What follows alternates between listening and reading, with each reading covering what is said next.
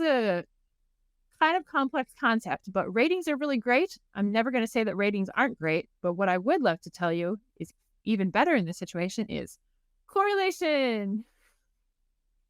That's why I need to give it a cute title, because the correlation conversation doesn't necessarily sound totally trendy, but what you are looking for is, how can I see, sure, the driver rating. So how high is the score? That is useful. What's at the top of that rating list and what's at the bottom of that list? So that's going to be a high rating or a low rating. So in my case, the low rating is squeaky chair, bad furniture, and maybe the top rating is something much nicer like employee recognition or positive affirmation from my manager, for example, things like that. However, how related is it to engagement? Now, if you are a data scientist and you are amazing at calculating all of these things yourself, or you spend a lot of time thinking about correlation, awesome. And apologies for simplifying to such a degree.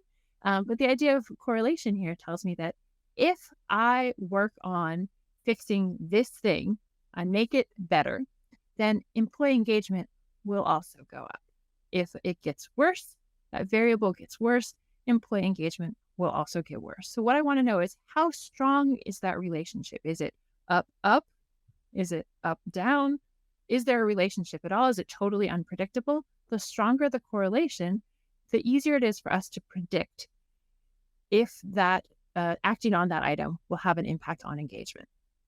So because that is a lot of explanation, we've made this delightful little grid.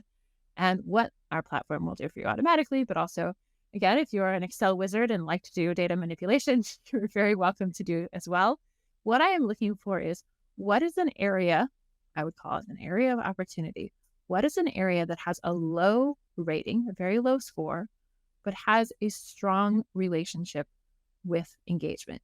If I take action on something in that red box, it is very likely to improve overall engagement.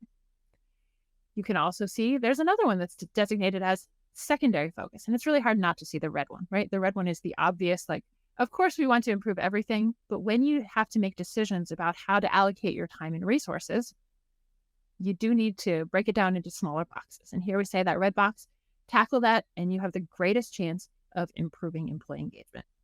Now, there might be things that are already going well. Remember, at the top of that list, there's highly rated items as well, too.